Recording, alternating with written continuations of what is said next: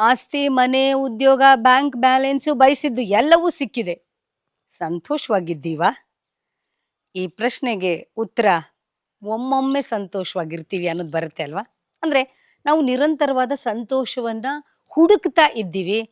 ಸಂತೋಷವಾಗಿ ಇಲ್ಲ ಅನ್ನೋದನ್ನ ಒಪ್ಕೊಳ್ತಾ ಇದ್ದೀವಿ. ಯಾಕೆ ಹೀಗಾಗ್ತಾ ಇದೆ? ನಾವು ಅಂದ್ಕೊಂಡ್ಬಿಟ್ಟಿದ್ವಿ ಎಲ್ಲವೂ ಇದ್ದಾಗ ಮನುಷ್ಯ ಸಂತೋಷವಾಗಿರ್ತಾನೆ ಅಂತ.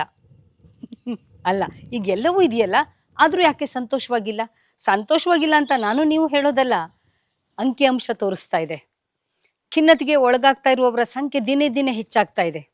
ಅತ್ಯಂತ ಶ್ರೀಮಂತರು ಖಿನ್ನತೆಗೆ ಒಳಗಾಗ್ತಾ ಇದ್ದಾರೆ, ಕಡು ಬಡವರಲ್ಲ. ಹಾಗಾದ್ರೆ ಸಂತೋಷ ಎಲ್ಲೋ ಮಿಸ್ ಆಗೋಗಿರ್ಬೇಕಲ್ಲ? ಎಲ್ಲಿ ಅದು?